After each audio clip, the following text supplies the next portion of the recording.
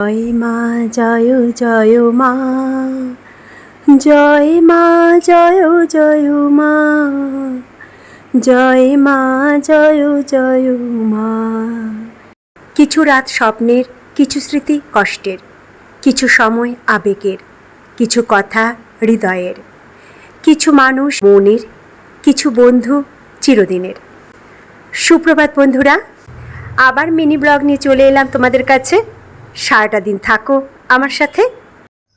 আজকে ছেলের জন্য মাখন পাউরুটি দিচ্ছি, সঙ্গে একটা ডিমের পোচ করে দিচ্ছি। এই ধরনের টিফিন খেতে সে খুব পছন্দ করে।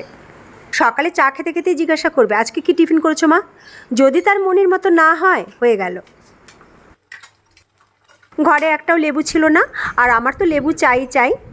এই দেখো, এই দুটো লেবুর দাম বলছে 10 টাকা। জীবনে চলার পথে এত অভিজ্ঞতার সম্মুখীন হই যে সেগুলো মোটিভেশন করে তোমাদের শোনাতে আমার খুব ইচ্ছে করে। তাই আমি এখন একটা মোটিভেশন ভিডিও রেকর্ডিং করব। আমার মোটিভেশন কমপ্লিট হয়ে গেল। আমি একটা পাগল মানুষ। আমার যখন যেটা মন চায় আমি তখন সেটাই করি, কাজের ফাঁকে ফাঁকে ফেলে রাখি না। আমি সময়টাকে খুব কাজে লাগাই। ভাবি আজকে হয়তো করতে পারবো, কালকে হয়তো কোনো কারণে করতে পারবো না, তাহলে বাবা আজকে করে রাখি। যে কোনো কাজ, সেটা স্টিচিংই হোক, কাটিংই হোক, রান্নাই হোক, কিংবা কোনো একটা নতুন চিন্তা ভাবনার উদ্যোগই হোক, কিংবা মোটিভেশনের কোনো ভিডিও হোক, যাই হোক না কেন, সঙ্গে সঙ্গে করিনি। আমি সময়টাকে খুব ইউজ করি। চলো, অনেক দেরি হয়ে গেছে, এখন লাঞ্চ করব। আজ জিমে আমাকে যেতেই হবে, কোনো বাধা আমাকে আটকাতে পারবে না। তাই আমি তাড়াতাড়ি লাঞ্চ সেরে নিলাম। ছেলে একটু পরে খাবে বলছে। যোগা জিম করতে গেলে একটু আগে লাঞ্চ করে নেওয়া ভালো।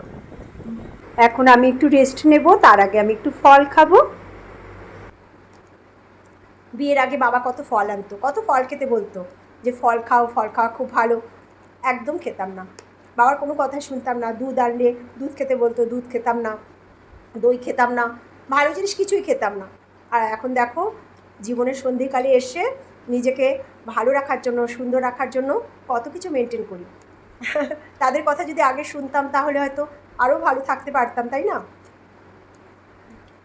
সময় থাকতে আমরা কেউ ভালোটা বুঝি না। আবার দেখা হবে কাল, তখন হা হুতাশ করি। আমি রেডি হয়ে গেলাম, এবার জিমে যাব। কারোর জন্য কারোর জীবন থেমে থাকে না, তাই না? সময়ের সাথে সাথে শূন্যস্থানটাও পূরণ হয়ে যায়। আজ তবে যাই, আবার দেখা হবে কাল।